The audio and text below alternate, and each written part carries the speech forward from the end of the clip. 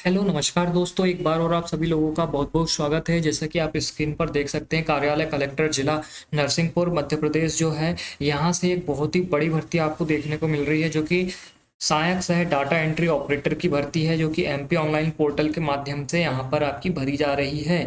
इसके लिए पोर्टल 100 रुपये का मात्र लगेगा और 18% जीएसटी, मतलब कि 118 रुपये आपको यहाँ पर शुल्क लगने वाला है आवेदन करने का। और सीपीसीटी आपका हिंदी व अंग्रेजी दोनों में यहाँ पर अनिवार्य आपका बताया गया है। तो जिनका सीपीसीटी हिंदी और अंग्रेजी दोनों क्वालिफाई है, वो इसके लिए अप्लाई कर सकते हैं, जिनकी आयु जो है 18 से 40 यहाँ पर बताई गई है 1/1/2022 के अनुसार। और अधिकतम जो छूट है वो 5 वर्ष की दी गई है। इस तरह से 45 वर्ष ये संविदा कर्मचारी के लिए बताया गया है। साथ ही साथ में अब इसकी भर्ती से संबंधित जानकारी ले लेते हैं। तो इसका मानदेय जो है प्रति माह 22,777 आपका रहने वाला है। कार्यालय सहायक से डाटा एंट्री ऑपरेटर का ये संविदा पद यहाँ पर आपको देखने को मिल जाएगा। और इसके टोटल जो रिक्त पदों की संख्या है वो यहाँ पर 2 बताई जा रही है। पुरुष के लिए यहाँ पर 2 अनारक्षित में ही जो है आप देख सकते हैं, कार्यालय सह डाटा एंट्री ऑपरेटर के पद बताए जा रहे हैं, जिसे mponline.gov.in इस वेबसाइट के माध्यम से आप भर सकते हैं। इसमें वरीयताएं में कार्यालय में आपको हिंदी व अंग्रेजी दोनों का टंकन की दक्षता होनी चाहिए। जो आपका डेटा फीडिंग का कार्य है वो आपको आना चाहिए, और जो 12वीं कक्षा है वो आपको उत्तीर्ण होना चाहिए। एमएस ऑफिस या डेटाबेस सॉफ्टवेयर में आपको 3 साल का अनुभव होना चाहिए। न्यूनतम तकनीकी योग्यता में सीपीसीटी परीक्षा उत्तीर्ण होना चाहिए। दोनों सेशन क्वालिफाई होना यहाँ पर अनिवार्य बताया गया है। नियुक्ति की प्रक्रिया बताई जा रही है कि सीपीसीटी स्कोर कार्ड में प्राप्त अंकों के आधार पर प्रक्रिया अनुसार मेरिट सूची तैयार की जाएगी।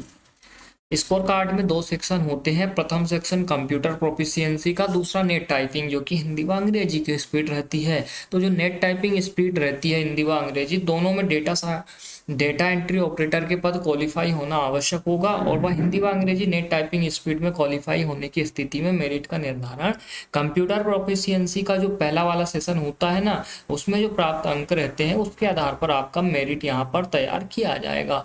हिंदी टाइपिंग के अंकों के आधार पर आपकी मेरिट तब होगी तब यदि आपका कंप्यूटर प्रोफिशिएंसी में समान अंक है, और यदि आपकी हिंदी में भी समान अंक है तो फिर इंग्लिश का यहाँ पर मेरिट टाइपिंग देख को तैयार की जाएगी।